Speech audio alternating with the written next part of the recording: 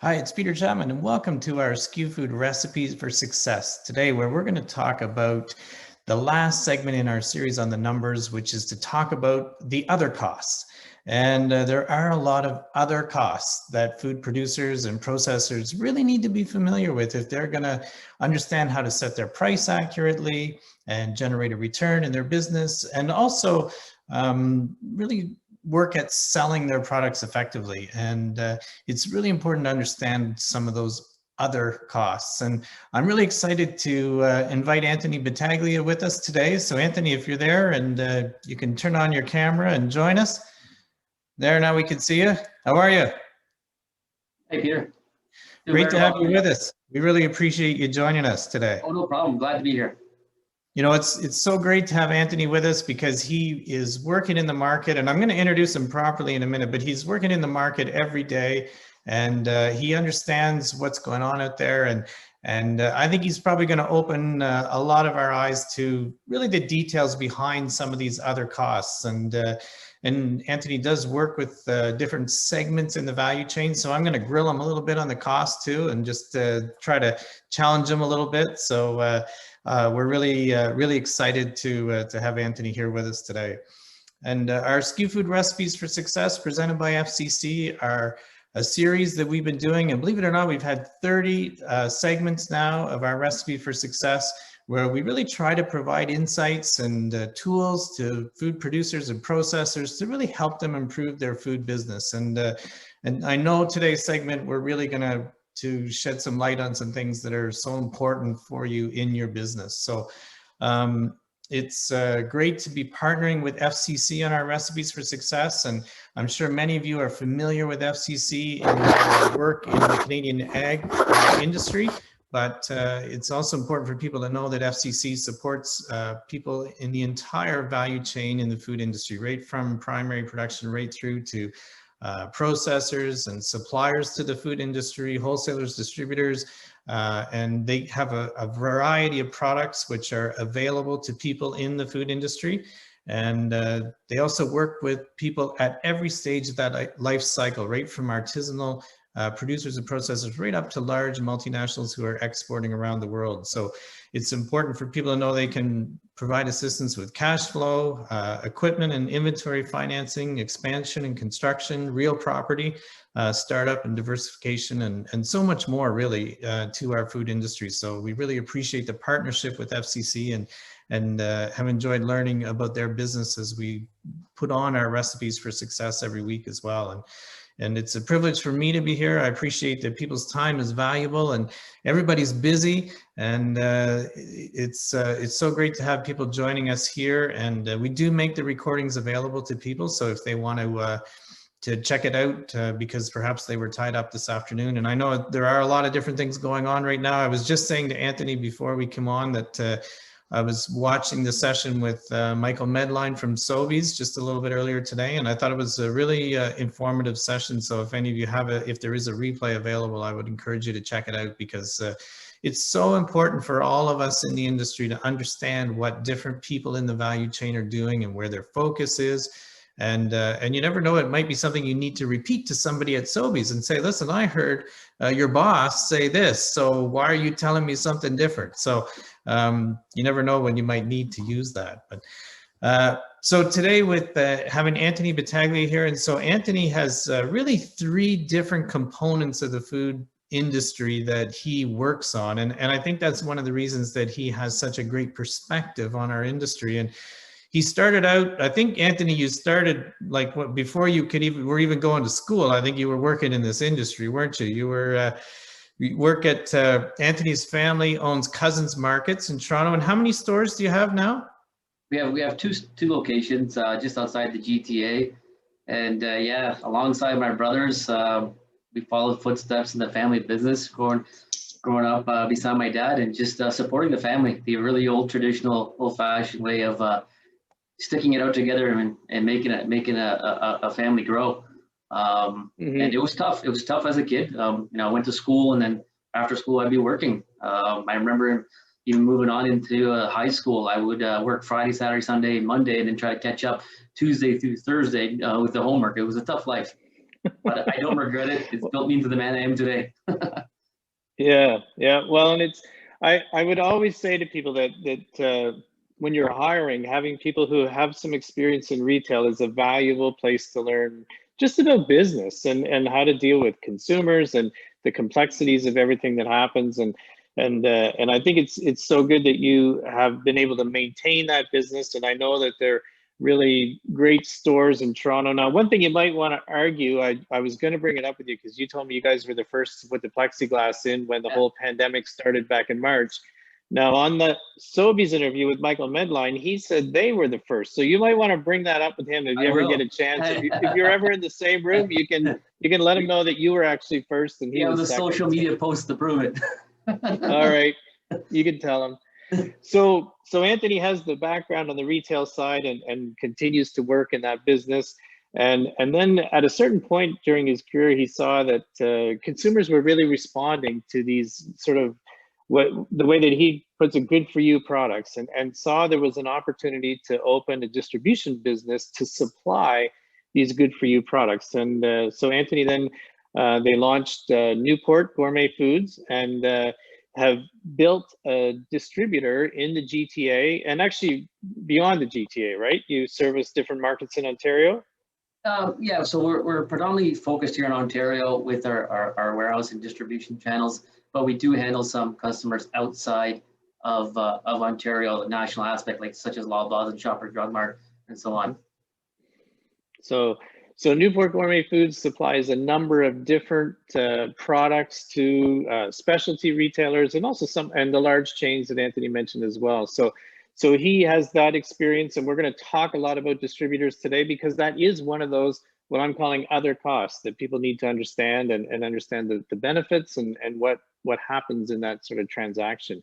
And then through that work, he also got involved in the CPG side. So you also have a craft soda business, and so you understand some of the challenges of building a brand and what goes into that, and see it from the supplier side. Now, you do have your own distributor, and you do have a few retail stores that I'm sure you could get on the shelf in, but you do understand that sort of building a brand and some of the hurdles that go through on the production and the processing side. So it's great to have that experience as well. And I know from when you join me at another session, you can offer some great insights into processors in their business as well. So maybe tell us a little bit about the craft soda as well.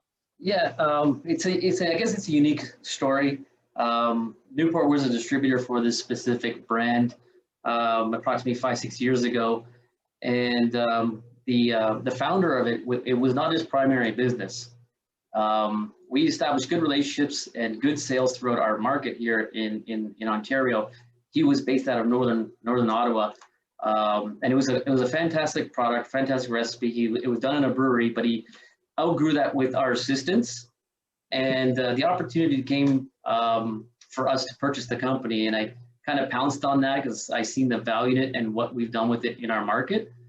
So I guess it's the right time and the right place type of thing. So the founder, his focus is on breweries and his microbrewery. He decided to sell it to us because we knew we'd do good things with it. And so far, knock on wood, it's been just over 2 years now. We're seeing some good results. Great. No, that's and I guess the moral of that story is be careful if you're working with Newport and the company becomes too successful, right? I have enough headaches. I don't want to entertain anymore. You don't need any more, right? No. All right. So thanks again for joining us. And I know that you're busy. You juggle a lot of things, so your time is valuable, and really appreciate you being here with us. And one of the things which I always encourage people is if you have questions or comments, just put them in the chat or the Q&A on your screen, and I'll keep an eye on it. And if you want to pepper Anthony with questions, the softball questions come to me, but you can give Anthony the tough ones. But I'll keep an eye on that through our hour, and we'll get to the questions as well. So the other costs that we're going to cover today, we're going to talk about distributors. We're going to talk about some of those costs of getting into retail. And last week we spent the whole time on sort of that temporary price reduction part of working with retail. But Anthony's, we're going to talk about some of the other costs, such as getting to the shelf and some of the other things that retailers are going to be expecting from you. We're going to talk about brokers and just the role they play and what to expect there. Then we're going to look at GS1, which most retailers now are expecting companies to have barcodes. So that's another one of those things that you need to factor in. We're going to talk about insurance, which is important. We're going to talk about food safety, which is non-negotiable now. And then some of those other certifications, which really do help products sell in the marketplace. And I just wanted to give you an update that in the next two segments of our recipes for success, it's going to be the last two that we're going to do in 2020. So what we're going to do on November 4th is I'm going to share my insights in how you can win the fourth quarter and the things that you should be doing between now and the end of the year. And it's such an important time for food. A lot of bottom lines are made or break in the last 7 or 8 weeks of the year. So you really need to be out in the stores, looking at your customers' websites, looking at what's going on in the market. So we're not going to tie you up on Wednesday afternoon. So if you've been with us, take this hour every week and get into the market and see what's going on and learn from what you see in the stores. So we're going to talk about how to do that on November 4th. And then on the 18th, we're going to have an open session. We've had the privilege of determining what to talk about in each of our recipes for success. So the last one of the year, I'm going to just turn it loose. And in our Zoom webinar platform, we can give you, the people in the audience, the ability to talk. So we're just going to open it up and you can ask me whatever you want. And I will do my best to answer those questions. So we're just going to have that kind of open round table and let you ask what you want. So you've heard me say this before, and really success in this industry is not just about making great products to sell, it's about selling the great products you make. And to be successful at that, you've got to make sure you factor in all of these different things that we're going to talk about today. And it's really important that you understand them. So let's talk about distributors, Anthony, and maybe give the group your perspective kind of on what is the role of a distributor? What do you do for the, how you earn your money in the value chain? Sure. So I'll speak on behalf of our company and some of the requirements that we look out for when we're entertaining a new brand to join our company. So the initial steps would be is conversing with the brand, learning about it. What are the key differences? How competitive can we be in the marketplace? Because we all know it's extremely challenging right now. More than ever, we're in, like Peter said, in the better for you sets, the natural channel, and there's items popping up by the minute by all various parts of the country and US and even European countries. They're coming from anywhere. So it's gotten really competitive over the last few years. I'm happy to say we are working with a lot more Canadian manufacturers than ever. It's something that I really enjoy doing and I specialize in. The Sobeys has a great program throughout Canada with local products. You can see their look for local hashtag. So it's refreshing to see Canadian manufacturers step up to the plate. So the first process is to learn about the product, see how competitive it is in the marketplace, and what are the tools that we're going to be able to use in the marketplace, such as promo spend, advertising dollars, marketing plans, PR, whatever the brand is able to do to get it known throughout the country or the market, whichever you're in. So it's really trying to build that partnership, right, with the people that you're going to be working with, their products, and understanding them, and really knowing how to get them into the marketplace. And the role of a distributor is that you do actually purchase the product from the processor, and it goes into your warehouse, and then you hold some inventory, and then you take that product and distribute it out to the retail stores based on, do they actually order from you, or do your people go in and really try to push the product into the store? So we would initiate with the brand if it was an FOB or a ship-to product. From that point, it would be brought into our warehouse and received. We also you got to check the dates and the lot numbers, and we record that for traceability. For future references, very important. From that point, it gets slotted into our warehouse, and then we have our internal sales team. We have our reps throughout Ontario that visits all the independent channels and some of the major chains that require our DSD services, such as the Metros or their Sobries or Longos or Fortinos, if you're familiar with the Ontario market. Some of our customers will be national, so we'll be shipping to their national DCs throughout the different provinces, from Vancouver to Halifax. So yeah, our team our sales team would then go visit our independent channels and try to upsell them. Initially, what we work on is a promo calendar or our quarterly calendar to promote your goods.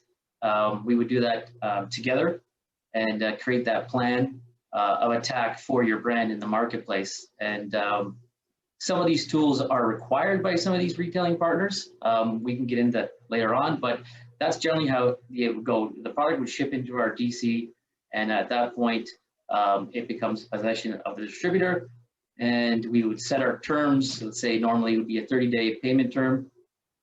If it would be others, then we would discuss that, negotiate that. And we'd have to go through the fine print of making sure that there's recall measures in place and all the good stuff that comes with it, shipping. And so those are really some of the key functions of the distributor. I mean, there's the physical part of moving product around, which is really important. And for depending on the size of a processor, that's a critical component. It's the making sure that, and really your understanding of kind of the retail market and what these retailers are expecting, demanding, whatever word you want to use, so that you can help the processor get through some of that, because some of them probably come to you pretty well versed, and then there's probably others who come to you and say, oh wow, really, I have to do that, I have to do that. And so it's helping them with that. And then that sort of feet on the street part of it, that's really trying to aggressively drive sales within sort of a framework you've agreed upon. We can't give away everything, we've got to make some profit in all this. So so it's the feet on the street and being able to go into stores, have a relationship with a grocery or deli or whatever department you're working with, and say, hey, you know, what about trying a little bit more of this? Or we're coming up to a long weekend, looks like it's going to be nice weather, we should do some more, that kind of thing. So that's what your people are working on 52 weeks of the year, really. Correct. Yeah. So part of our theme here is costs. So I don't expect you to give me the actual number. And if you and I were having a negotiation, I'd really, you know, I'd try to beat you down as low as I could and all those kind of good things, being in the food industry, whatever. But maybe a range, Anthony, of what people should expect working with a distributor. And it's not an out-of-pocket cost to them, because really you are buying their product from them. But the reality is a distributor has to make a certain amount of profit before it goes to the retailer, and then the retailer is going to make a certain amount of profit. So do you have a range people can kind of expect? Yeah. So it also depends on the brand and the category that it fits in. Some beverages, they're a lot tighter the margin, as let's say to a coffee SKU, there's more margin in coffee. So every category there is a range. So it really depends on the category you're in. So I say on a low end, it also depends if it's going to be a warehouse item at some of these major retailers, or if it's for a DSD model, that can vary as well. Really important. Obviously, the major retailers are very aggressive and they beat you down. So we have to, potentially lower our margins and our expectations on both sides. At the end of the day, it's important that the manufacturer is happy and satisfied with the margins they're receiving. And that when you are welcome to work with Newport, I go through that model with you, total transparency, so you know exactly what you're getting yourself into, and I try to prepare you as much as possible for what comes ahead. So that average could be anywhere, let's say, a 20 to a 30% for a distributor, and a retailer is probably looking anywhere between 30, 35, sometimes even a little bit higher. Mm-hmm. Yeah, depending on the department and what the item is. So, and I think that's always important for people to remember, is that there's not a one size fits all solution in this industry, and it's really doing your research and learning what category you're in, and part of it is about volume. If it's a fast turning item, that's a little different than something that sells slower. So it's important to do your research ahead and talk to different people and understand, so that you can understand what that number will be for the distributor and for the retailer, because ultimately that's going to determine the retail of your product in the marketplace. So I just wanted to, Anthony, I did put up a photo here of some of the products that you have at Newport, and a lot of these items that you're putting into the market now and are working with.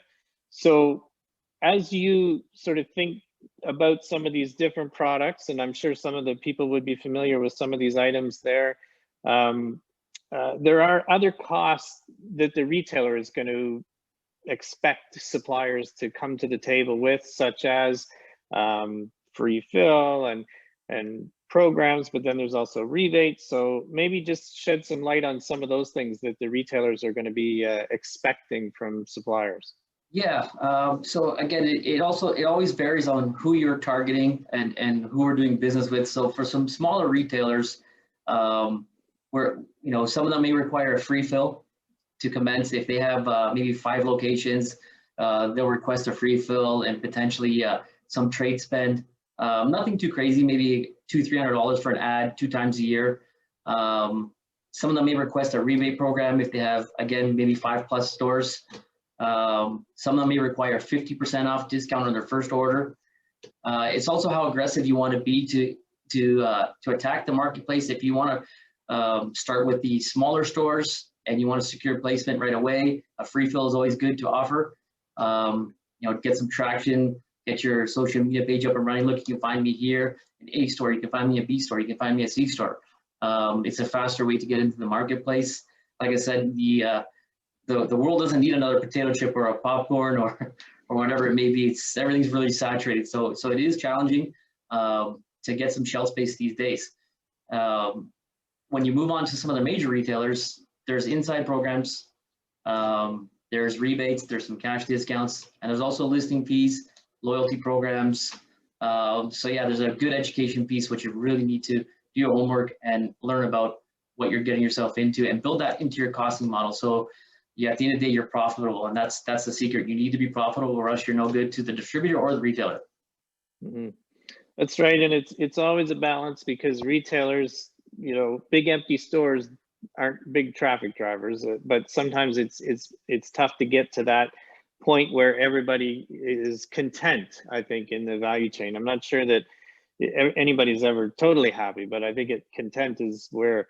So for people's understanding, free fill would mean 1 case per SKU per store, free to that retailer. So if you're going into a retailer that has 10 stores and you have 3 SKUs, that means you need to be prepared to provide 30 cases of product free.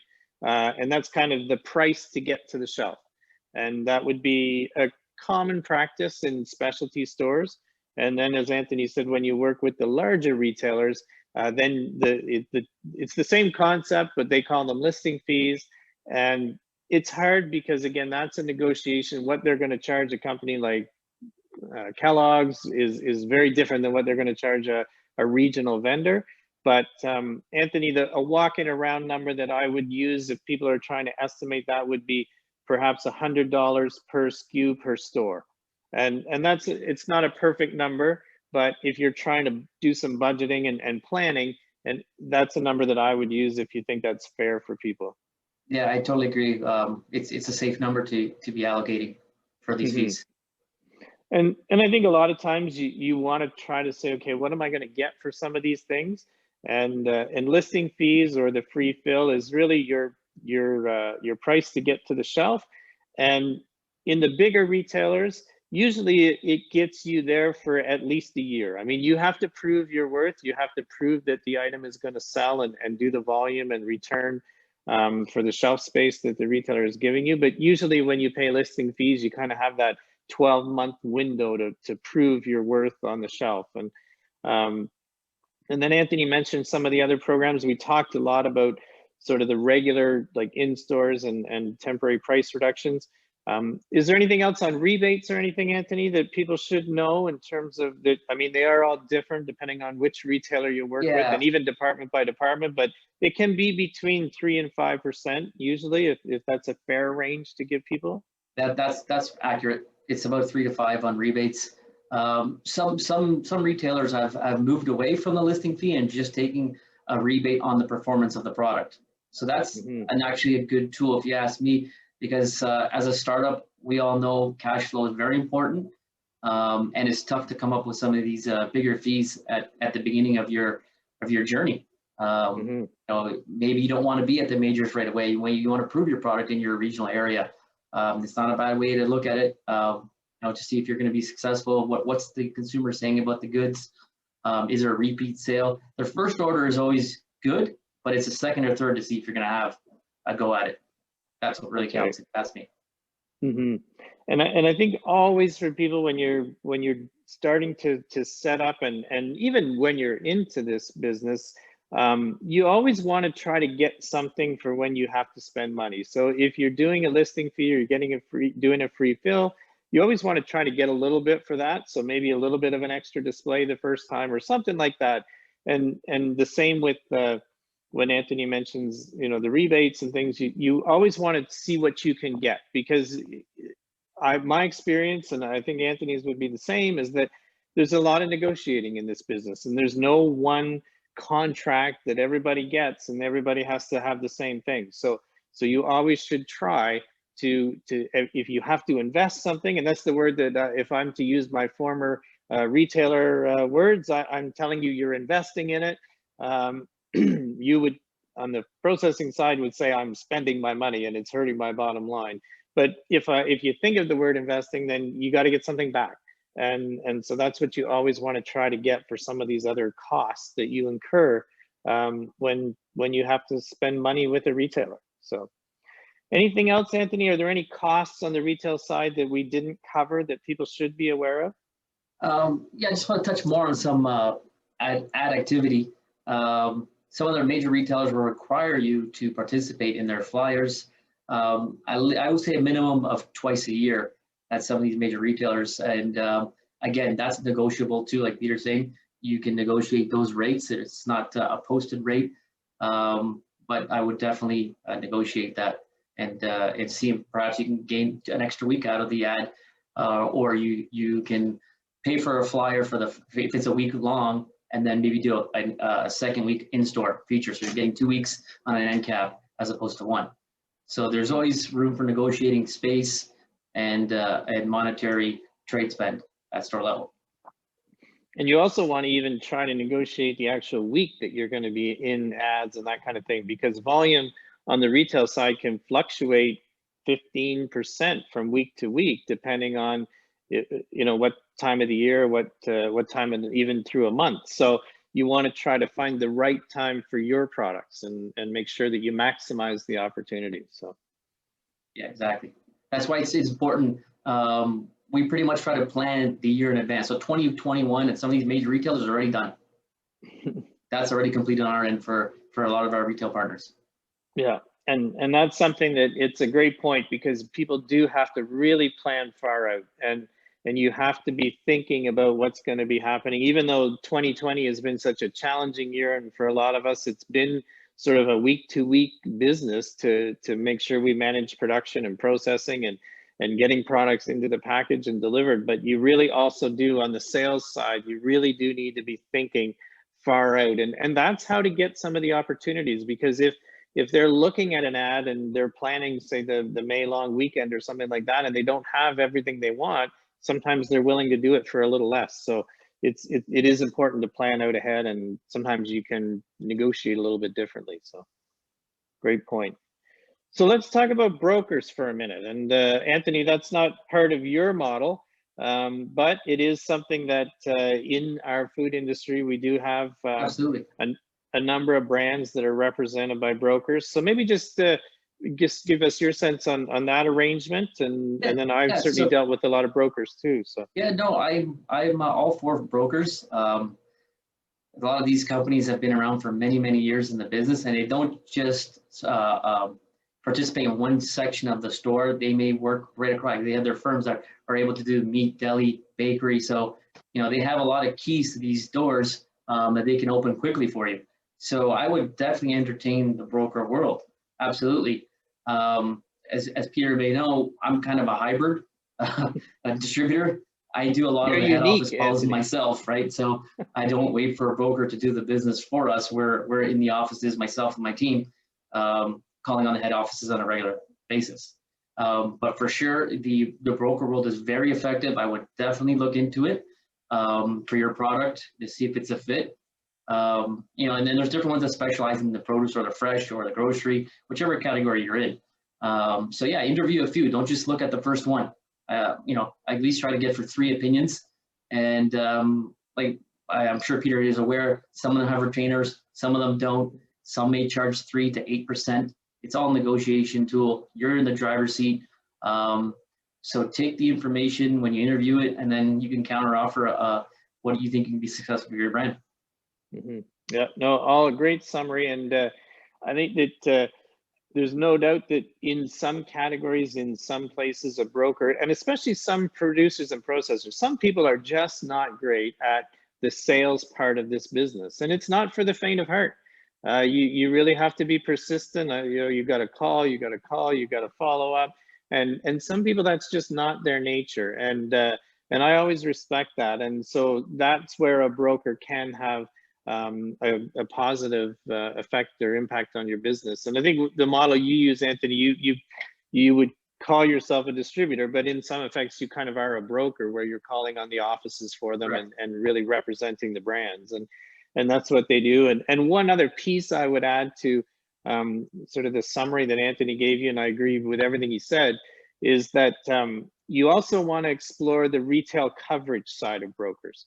So some brokers have people who cover the retail part of the business, and they're in, say, the Sobeys stores in their territory every 2 weeks, or they're in the Loblaw stores every 2 weeks, and they're checking to make sure that the product is merchandised the way it's supposed to be. They're trying to do a little bit extra here and there if there's an opportunity to do something, and that kind of thing. So there are 2 components to the broker. One is the head office and calling on the category manager and that part of it. And then there's some of them, not all of them, have that retail coverage where they're in the stores and trying to encourage the growth of the products, and also making sure that the retailer executes. And I think that's something that we can't just assume that these retailers are going to execute. You're paying for a lot of this in the cost that Anthony already outlined for you. So you have to make sure you get what you pay for. And you can't assume that retailers are going to build end caps the way they told you they were going to. And it's not a malicious thing. It's just, it's a complicated business. And if the truck doesn't get there, or the labor wasn't right, or there are a lot of things that can impact it. So you do have to check up and make sure you're getting what you pay for. So brokers can be an effective component of your strategy. And almost all retailers now, Anthony, would be expecting insurance, right? They really are expecting that producers and processors are going to have the right insurance in place to put the product in the stores. Yeah, absolutely. Even for ourselves and our company, a minimum of $2 million insurance policy is required. As you grow in your company and you may work with some of these major retailers that are national capacity, they'll require you approximately about $10 million in insurance policy, or else you won't be in. You have to prove. That's right. And all of these things are part of the reason that we're sharing them with you today, is so you should have that work done before you go. And if you want to be on the shelf at you know, like as Anthony said, that sort of in the category or the space of retail where they're going to expect the $2 million, then you need to you know, figure that out before you really start talking to them. And then as your business grows and evolves, and if Sobeys or Loblaw or Walmart is where you're at, then you need to be ready with the bigger number. And that's, you shouldn't wait for them to tell you. You should be prepared and be proactive and understand, and also understand the cost, because it is a cost in your business. So I do see a question there. I just wanted to take a bit of a break and see if people did. You and I could talk a lot about all these different things, but I did want to take a break, and there are a couple questions here. So one from Jim is, excuse me, the normal cost for produce through a distributor. So where produce is a fresh, short shelf life, refrigerated product, my understanding, and correct me if I'm wrong, Anthony, but certainly that would be on the high end of the cost of working through a distributor. So it probably would be more the 30 to 35% range for those kind of products? Yeah, it's in the fresh, so the range is a little bit different. But I don't, it's better like I'm not sure what province you're in, but if you're in the produce world, I think in here, we have the Toronto Food Terminal, and there's various houses there. Your best bet is to work with one of those guys. Let them handle your distribution and that whole channel. Yeah, the Producing food terminal, the produce terminal in Toronto is a really unique feature of that market, and a real advantage, I think, for a lot of the producers in that region. And I know that sometimes there's conversations about the produce terminal. It's a very valuable piece of property where it's at, and there are different, it kind of ebbs and flows. But I know that it's a very valuable thing for producers to have access to that, and I agree in that market.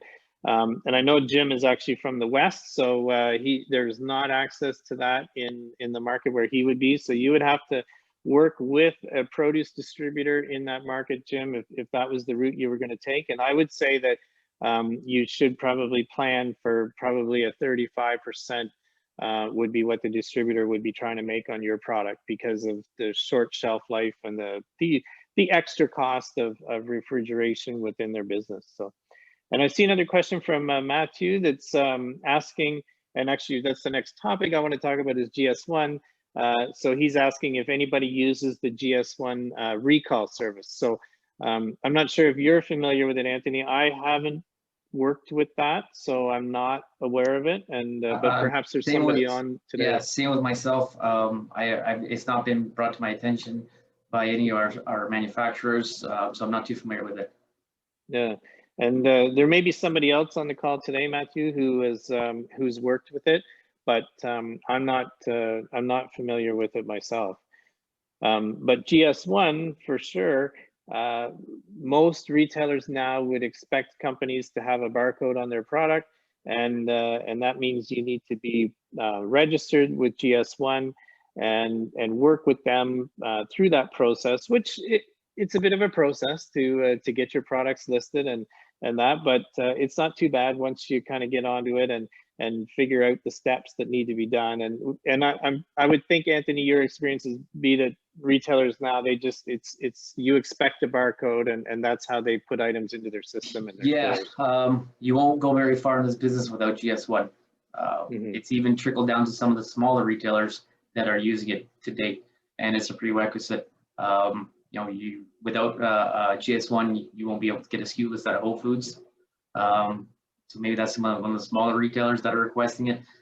But yeah, it's very important. All the majors use it, and it's a tool where it just simplifies listing a good at these retail outlets. And it is really, the concept is right. It's one repository of the data that the rest of the market can access. So you don't always, if something does change with your product, if it's a pack size change or something like that, you don't have to make sure that each retailer has it updated. You have to tell them what's going on, obviously, and make sure that it works through and make sure that that it's all acceptable and all that. But they do all have access to it and able to work with the same data, which is in the end should be more efficient. That's really the point of it. And then also to ensure that the barcodes are unique to your business. And it's not a huge cost. There's you have to register up front, and then it's really more dependent on the number of SKUs that you have with barcodes. So, but it's something that needs to be done. Yeah, it's important because the retailers use it not only for the barcodes, but for the actual size of the product, the unit, and the case upon receiving in their warehouse slots, also on the shelf, how high or wide it's going to take up on their shelf. So it's very important that all the measurements are accurate when you're uploading your information. That's right. And a lot of them use it for planogram purposes and that kind of thing. And if you're in the planogram, that's a very important piece, because then you have your own, your space on the shelf that the store knows about, and they should be refilling it. So it's please important. Be accurate when you're doing it, because it could kick you out of a listing if it's not. That's right. Yeah. And exactly. It's so much, all these little details, right, that you have to get right. And if you don't, it can. And it's the same as accounts receivable.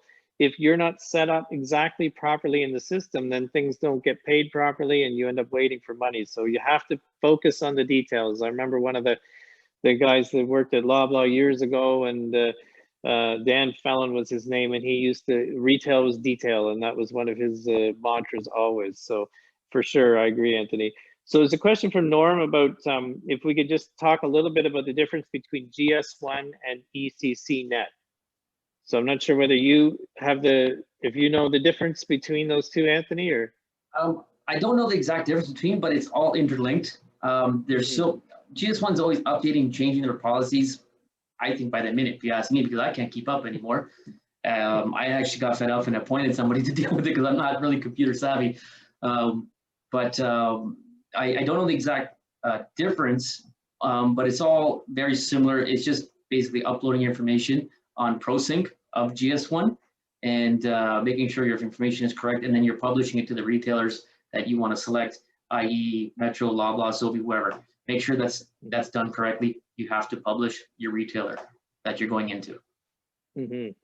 And Norm, my understanding too is on the GS1 is sort of the overarching thing, and then ECC net is more the product and case specific information is kept. So GS1 is the overall barcode that you would receive, and now I think, Norm, you put that in there, so you are in agreement. We're in agreement with what you put in. We agree, and it is pricey. It does add up, and that's why it's important for people to explore what these costs are, and sometimes even how you set up your business in terms of number of SKUs. And every time you have something different, you need to be a different SKU, and so sometimes that can be appealing to say, oh, I need it for this region, I need one for that region, but perhaps you need to take a step back and just understand the cost before you go down the path too far of all this complexity, because it makes your business more complex, it makes it more expensive to run, and then also you are more complex for your customers, and that can be a challenge sometimes. And they're very helpful as well. It could be very difficult in the beginning of not understanding all the language that they're portraying to you, especially if you're not a computer savvy person like myself. But in the past, when I've had to use their system, they are extremely helping, and they'll walk you through each step. So don't be afraid to contact them. They'll get to you right away. Mm-hmm. Yeah, and it's just following through the process, and so, and it's part of the cost of doing business in this marketplace. And the next topic that I had was food safety, which I always would tell people now non-negotiable, but it is a cost, and we have to understand the impact of we have to know the expectations of the customers. So what is the minimum that the retailer is willing, and in your particular category department to what is the minimum that they will accept? And then also there's a cost in your business to doing some of these things, whether it's third-party audits or those kind of things. So I'm not sure your experience, Anthony, even center of the store now, the retailers are quite adamant about food safety expectations, and it's not something that they're willing to budge on, really. Yeah, so with my experience, I'm going to be totally honest with you. The leading retailer that's looking for some of these certificates is Sobeys. From some of the other ones that have not requested them, but you always have to have traceability and recall protocols in place. But Sobeys will require HACCP. If you don't know what that is, it's a conduct of hazard analysis and making sure that there is a control and measures in place. You can just simply Google it, or you can even go to the CFIA, Canadian Food Inspection Agency, and the website is inspection.gc.ca. They require a license. Sobeys will require you a license to travel. If you're a manufacturer, you want to ship your goods throughout each province, you need this license for them. That's the CFIA website. That's right, and that's part of the Safe Food for Canadians regulations, which really came into being in 2019 in Canada. So yes, shipping across provincial borders, and Anthony's right. The retailers will be expecting you to just show them the proof of what you have. So again, it's like the insurance. You want to do your research up front, understand what their expectations are, and then have that, so that it makes the retailer look and say, oh, okay, this producer, this processor, they know what's expected in the marketplace. They're a really good business to work with. and builds confidence in your business with them. And that's important because they want to have that feeling that, okay, I want to work with this company and I want to put their product in my store, and I have confidence that the product I'm going to buy every week is what they said it's going to be, and that it's going to be safe, and they're doing all the things that they should be doing to make it safe. But it also comes at a cost. I mean, if you have to do third-party audits, and for companies that are into private label, where you're probably more in the line of BRC expectations, that's a significant cost that you have to understand and factor into your selling price of your product. So make sure you understand the expectations in the market. If you're in the fresh part of the business, if it's produce, it's Canada Gap that most of them are demanding. I'll use the word demanding. That sounds kind of harsh, but it is what it is. They say you have to have it or you don't get in, which is good agricultural practices, is what Canada Gap is. So a third-party audit process. So just make sure you understand it. And my advice, and if you disagree, Anthony, by all means, but my advice would be you can't argue with them on it. It's what they're expecting, and the marketplace is there, and we have to do it now. Yeah. I just wanted to reiterate, it's HACCP, HACCP, Hazard Analysis Critical Control Point, and that is the minimum required for Sobeys. In case you're not aware of that, you can simply Google it and then take it from there. That's right, and you have to have that HACCP plan. And there are definitely people in the marketplace who can help food processors with putting together that HACCP plan, so that you can prove to them that you do have that, and that your business, that your food production process is sound and safe for consumers. So,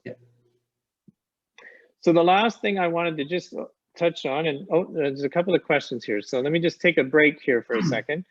Oh, this one's for Anthony. They don't even want to ask me. They're asking you, Anthony. What margins do retailers typically expect to earn on direct store delivery items in the grocery aisle?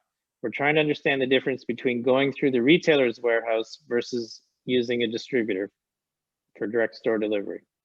Normally that margin could, again, it's always going to be compared to what category you're in. So I don't know if it's a produce item or grocery, but out loud, we can just tell you it's going to be anywhere from 30 to 35 margin. Maybe if it's a health and beauty, it could be 40% or more.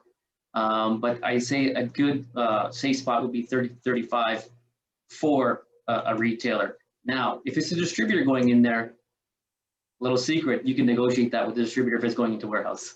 So you can offer them a little savings on that point. But I'm going to tell you, there's a lot of information that you need to know before you're getting into these warehouses, such as there's a lot of chargebacks. If you're late for an appointment, or if you're missing product, or there's delays, do your homework, because you can get hit with some fines. Yeah, unfortunately, the retailers have shifted the warehouse into a profit center, and I think that there are a lot of them. So you're right. Working through the warehouse it can be expensive. So it can be expensive. So I suggest you do your homework when you're interviewing a distributor, and just seeing how much information they're willing to give you. I'm totally honest. I give you as much information as possible. I don't know about anyone else. I want to see you succeed. If you're successful, we can be successful, including the retailer. Mm-hmm. And there's another question about insurance. What type of insurance is needed, and any recommendations on companies?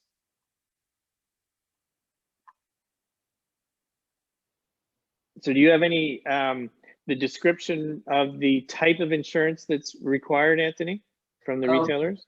It's mostly to cover if there's any illness or bacteria in your product, if there's anything glass or that magnitude, you need to be covered if there's a recall, or for if there's a chemical imbalance in the goods. It all depends on what you're producing. If there's any allergens, very important. And Chris, it's a general liability. In the listing agreement with the retailer, it will very clearly state the type of insurance that they're looking for. And so it's that general liability to give them the assurance that your business is covered if there is an issue like the different ones that Anthony outlined.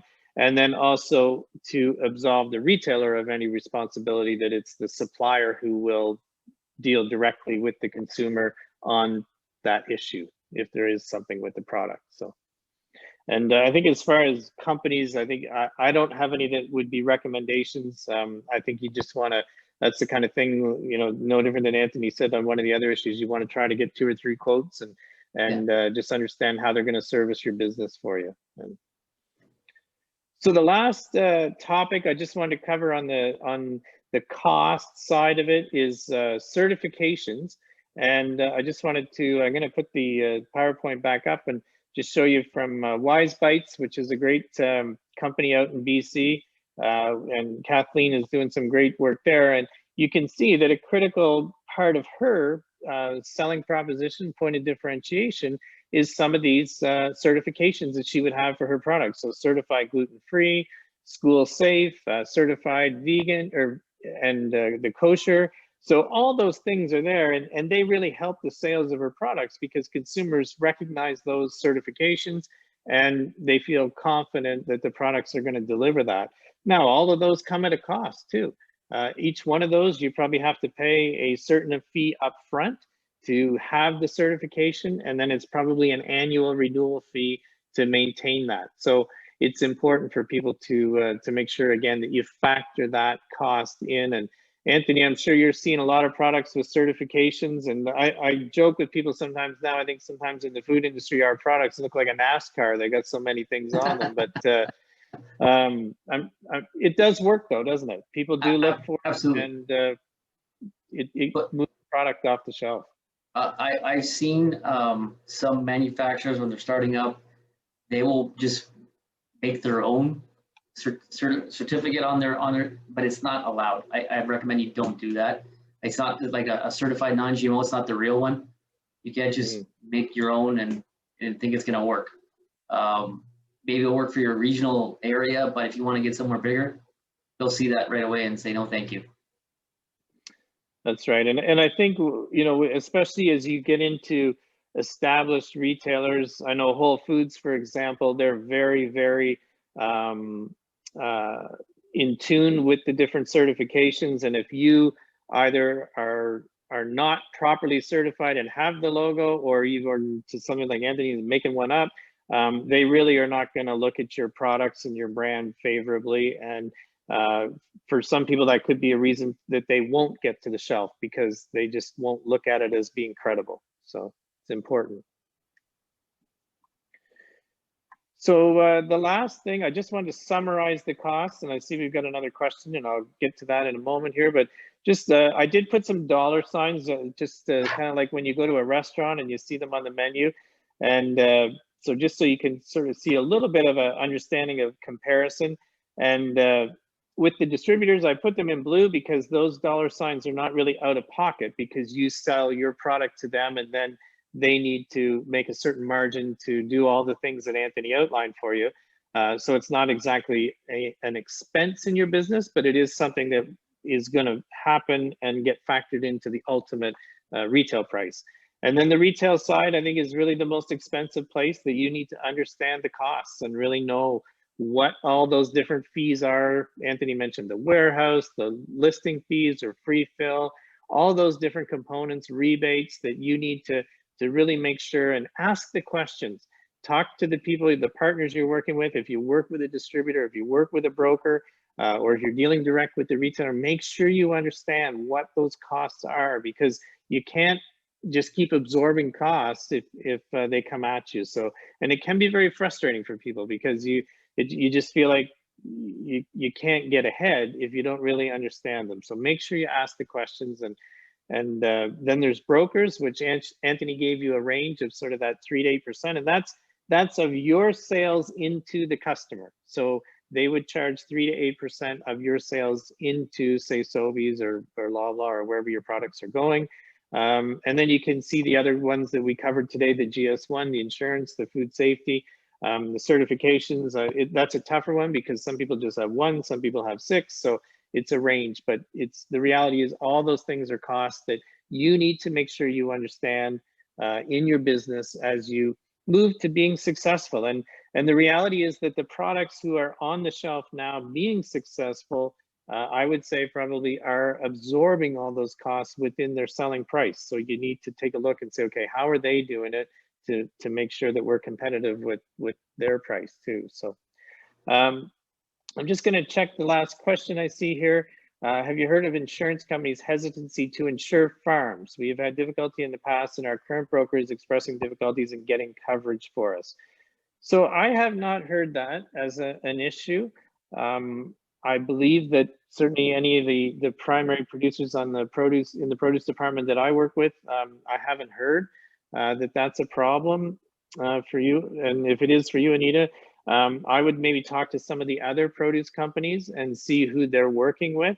Often in a sector like insurance, there are companies who specify with food businesses and that kind of thing and understand the food industry better. So other ones may be hesitant to get into it. So maybe perhaps talk to some of the other producers in your market and see if there are some insurance companies that they would recommend, because I know that they are getting it. So so you probably want to check that one out.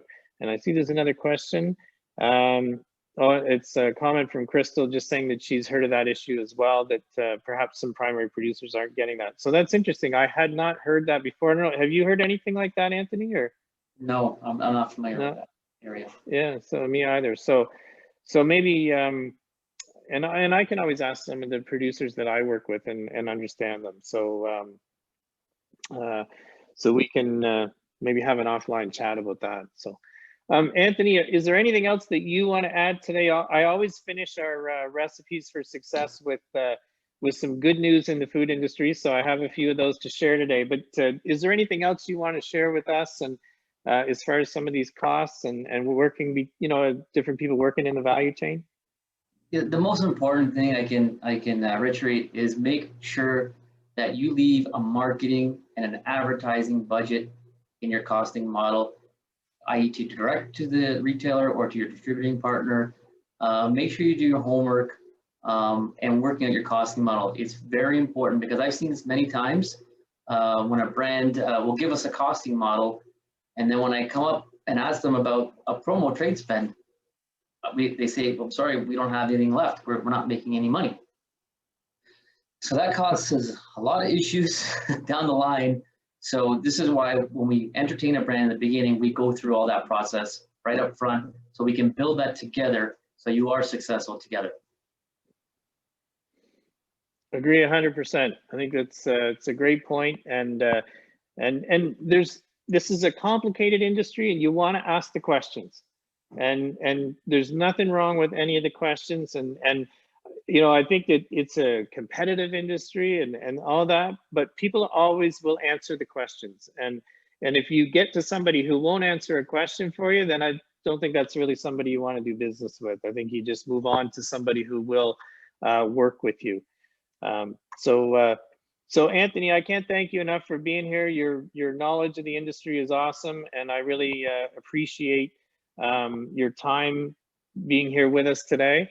And as we talked, between the retail, the distribution, and the CPG side, you got a lot of things on the go. So really appreciate your time and your input to help a lot of people today from coast to coast. So thank you for being here. And there's one more question for you before you go. They're coming in now.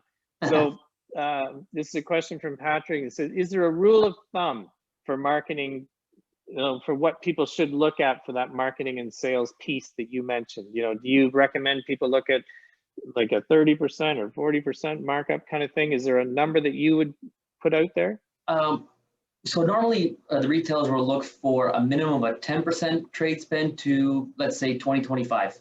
It all depends how aggressive you can be. It's not necessarily that you need to offer that 25% 3 or 4 times. Maybe you do it one time and you can interchange that with a 10%. It's really up to you on how aggressive you want to be with your retail partners or your distributors to secure that promo for that calendar year. Mm-hmm.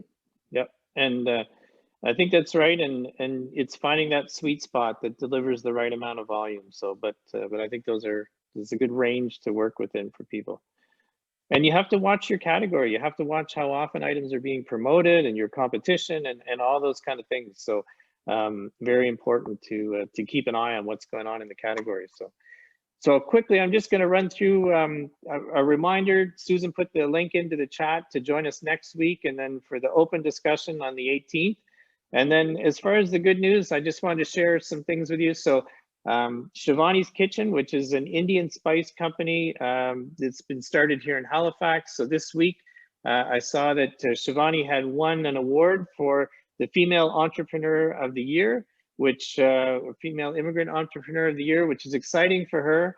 And you know, I really see it's such a great example of working hard and getting somewhere. And she got her product on as part of the Sobeys local program, and Anthony referenced that earlier, that Sobeys does work with a lot of processors, and so she got her product on the store in 15 on the shelf in 15 Sobeys stores in the Halifax market. Now she's got prepared sauces going into Sobeys stores, and now Sobeys have talked to her about putting her products across Atlantic Canada. So great for her. They've pivoted to online through a lot of the COVID thing as well, but it's a lot of hard work, and it's great to see that hard work pay off and nice recognition for them and their business. And it's so important to see all these different producers, and it's a tough time to grow your business right now, you know.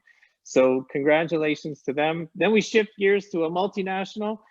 So Maple Leaf announced this week that they were 1 year as being a carbon neutral food processor. And if you're interested in that side of the market, if you see that as a point of differentiation for your business, I would really encourage you to check out the Maple Leaf website. They really do a great job of explaining how they are working to compete in this sustainable part of the category. And no doubt that with the challenges of 2020, some of the focus on that has been moved away, but we know it's going to come back. And they really do share a lot on their website. You can see what they're doing for packaging and waste and procurement. So there's a lot there for you.